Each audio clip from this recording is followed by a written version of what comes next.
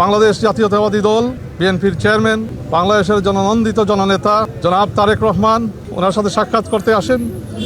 High commissioner of Canada, যুক্তরাষ্ট্রের নবনিযুক্ত রাষ্ট্রদূত যুক্তরাষ্ট্রের, তারপরে ইউ অ্যাম্বাসেডার নেতৃত্বে and EU delegation of ambassadors, মোট 9 জন সাক্ষাৎ করতে আসেন আজকে। এই সাক্ষাৎগুলো অত্যন্ত কড়াইল ছিল। এখানে দ্বিপাক্ষিক বিষয় নিয়ে আলোচনা হয়েছে। জনাব তারেক রহমান সাহেবের আগামীতে সরকার গঠন করলে বিএনপি কী ধরনের উন্নয়ন পরিকল্পনা উনি নিচ্ছেন, উন্নয়ন ভাবনা, আমাদের 31 দফার বিভিন্ন বিষয় নিয়ে আলোচনা হয়েছে। ওনার ডেভেলপমেন্ট প্ল্যানে, উন্নয়ন প্ল্যানে কী কী থাকছে, এই বিষয় নিয়ে অনেক আলাপ হয়েছে। একমাত্র স্মার্ট সিটি বসুন্ধরা, আধুনিকতায় এক ধাপ এগিয়ে।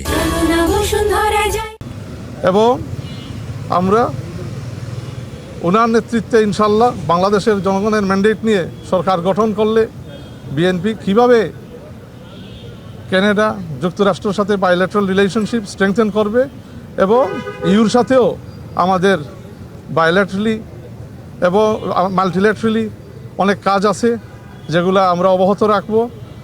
ইন্টারিম সরকারেরও কিছু প্রোগ্রেস আছে এখানে, তো এখানে আমাদের একটা কন্টিনিউটি থাকবে এবং বিভিন্ন পজিটিভ এক্সচেঞ্জেস আমাদের মধ্যে মানে তারেক রহমান সাহেবের সাথে ওনাদের হয়েছে।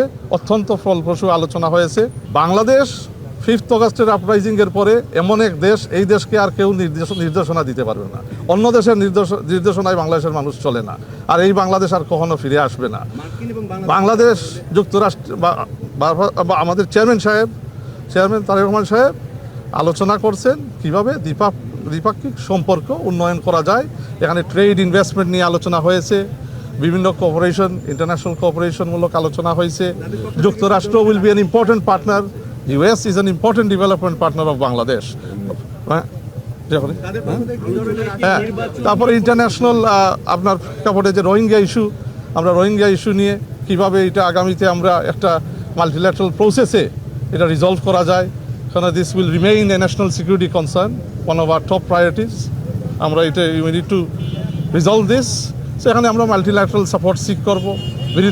বিভিন্ন গুরুত্বপূর্ণ যারা আমাদের ইন্টারন্যাশনাল মানে আমাদের ডেভেলপমেন্ট পার্টনার, এদের সাথে আমরা কাজ করব এবং এটা মিলে একটা জায়গায় আমরা যাতে রিজলভ করতে পারি। তো Rohingya issue was one of this issues. তারপরে আমরা বিভিন্ন উন্নয়নমূলক কর্মকাণ্ড, বাইল্যাটারাল যে বললাম রিলেশনশিপ কীভাবে স্ট্রেংথেন করা যায়, ট্রেড অ্যান্ড ইনভেস্টমেন্টের বিষয় আসছে। তারপরে আপনার শিক্ষা ওখানে প্রাধান্য পাচ্ছে, ভোকেশনাল এডুকেশন প্রাধান্য পাচ্ছে, টেকনিক্যাল এডুকেশন। তো ওই মানে অনেক উন্নয়নমূলক বিষয় নিয়ে আজকে আলোচনা হয়েছে।